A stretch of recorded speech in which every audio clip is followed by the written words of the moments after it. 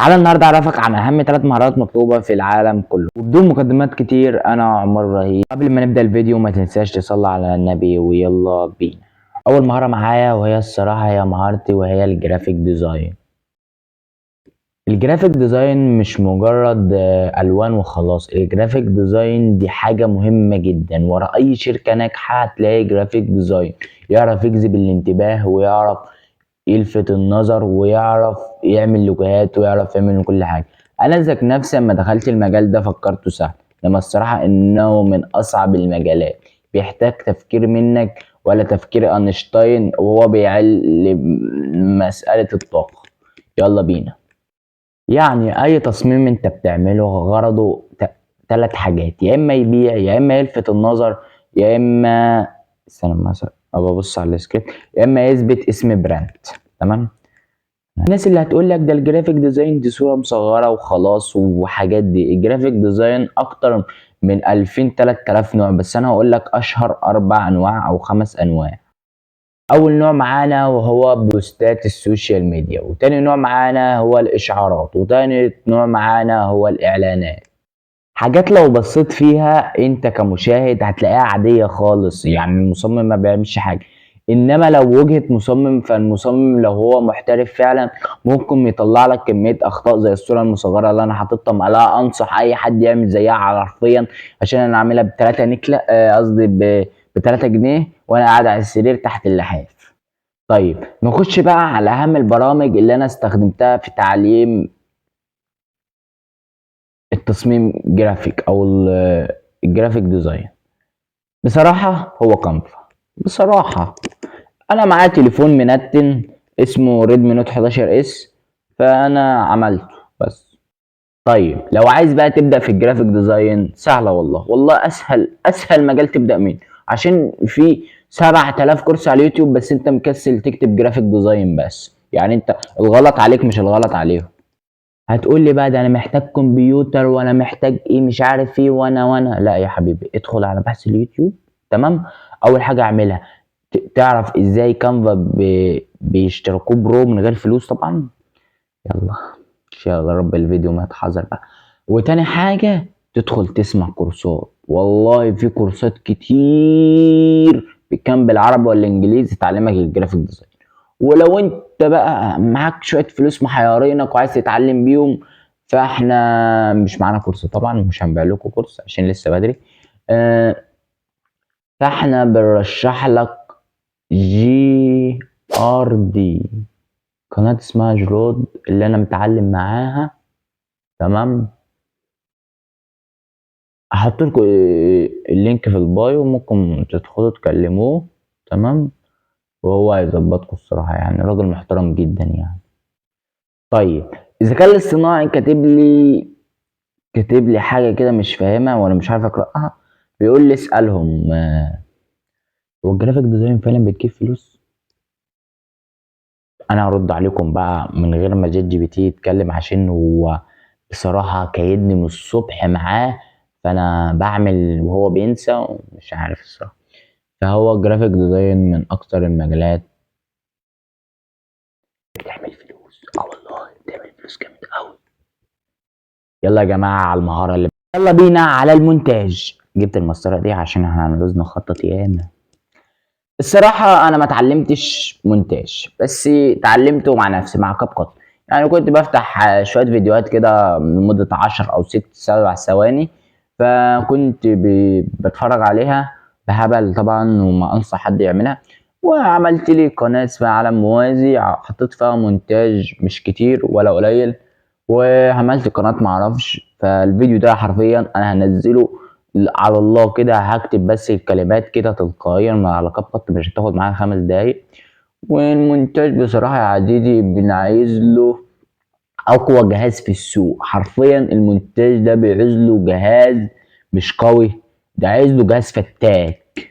يعني ما ينفعش تشتغل من التليفون طبعا، ولا أنصح أي حد يشتغل بالتليفون. ولو هتشتغل مؤقت أوكي، يعني مش مهم الآلة، المهم تفكيرك والنتيجة وإزاي تجيب الملحقات. طيب تتعلم مونتاج ازاي؟ زي الجرافيك ديزاين بالظبط. ان كان في 7000 كورس جرافيك ديزاين، ففي 100,000 كورس مونتاج. طب تبدأ من انهي برنامج؟ سهلة برضه، هو كاب كات، مفيش غيره حرفيا. كاب كات ده من احسن البرامج اللي اشتغلت عليها، والصراحة ما اشتغلتش غير على في ان وكين ماستر بس. طب يا جماعة أنا مش محضر سكريبت ولا جات جي بي تي كتب لي، فأنا بقول الكلام ده ارتجالا، فاهم؟ فممكن تحس إن الكلام متلخبط شوية عشان جات جي بي تي المحترم بيقعد يشلني الصراحة يعني.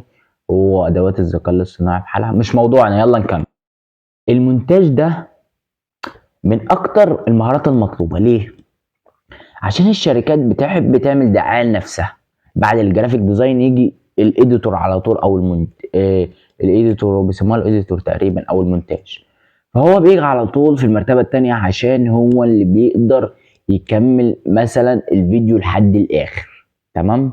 يعني هو اللي يخليك تقعد في الفيديو لحد الاخر، لحد اخر سنة. فهو الايديتور محتاج تفكير ولا اجدعها تسلا وهو بيصنع برج الكهرباء اللي ما اكتملش. فايه، فلو انت عايز تبقى مونتاج يبقى دي تنزل الصدى اللي فيها تشتغل على طول. طيب اهم سؤال، هل المونتاج بيدخل فلوس حلو؟ مش عايز اصدمك بس انا حرفيا اعرف ناس بتاخد على الدقيقة الريلز حوالي 5000 جنيه. مصدوم من الرقم انا عارف، بس علي استغفر الله العظيم. بس والله والله والله في ناس بتعمل فلوس حرفيا بحر من المونتاج ده. انا مش بحسد، لان الصراحه انا نفسي اكون واحد منهم اصلا. وكفايه ان احنا نحسد بتوع المونتاج على كده، فيلا بينا نحسد المهاره الثالثه والاخيره معانا.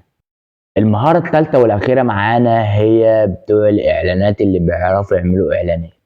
حرفيا انا ما اعرفش حاجه عن المهاره دي، بس قلت احطها في السكريبت، وهي يعني المهارة اللي تقريبا الشعب كله عايزها والشركات كلها عايزاها، لأن الشركات أكتر حاجة بتعملها الإعلانات عشان تجيب لنفسها زوار وكده. فهي الصراحة أكتر مهارة مطلوبة يعني بعد المهارتين، الجرافيك والمونتاج. طيب تتعلمها منين؟ برضو من اليوتيوب. وعايزة جهاز قوي ولا لأ؟ جهاز متوسط، ولا هو قوي ولا هو بتاع، بس هو لو هتبدأ من التليفون عادي. والكورسات تقريبا مش موجودة على اليوتيوب قد كده، بس في واحد تقريبا هحط لكم صورة القناة هنا. تمام؟ معرفش اسمه الصراحة، أنا كنت متعلم منه. بس الصراحة هي مهارة مطلوبة جدا وفيها كورسات كتير، فلو أنت عايز تشتري كورس فأفضل لك الصراحة. طيب أنا الصراحة ما تعبتش في الفيديو ده خالص. يعني حرفيا أنا عملت الصورة المصغرة في 3 دقايق وسجلته حرفيا كده كله شاكب راكب في نص ساعة. فلو الفيديو ده ما جابش مشاهدات عادي، ولو الفيديو ده ضرب فانا مش مسؤول على اي كلمة قلتها في الفيديو. ويلا بينا، ما تنساش تشترك في القناة بعد اذنك يعني، وتقترح لي اسم في القناة حلو، وتقترح لي اسم القناة حلو، يا اما سماعة عمر ابراهيم. حرفيا ده اخر فيديو هقول لكم. و ليتس جو. يعني ايه ليتس جو صح؟ اكتبوا لي في التعليقات. اعمل لايك اعمل لايك اعمل لايك اعمل لايك اعمل لايك حبيبي، والله حبيبي انا بصرف على ايتام.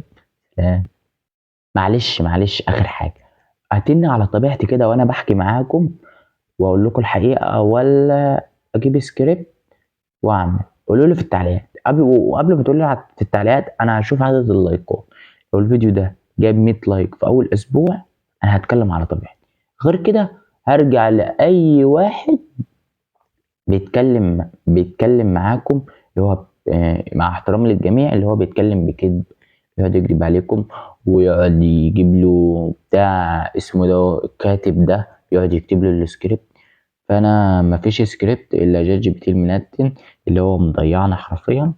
فالفيديو ده يوصل 100 لايك وانا هتكلم على طبيعتي على طول، ولو ما وصلش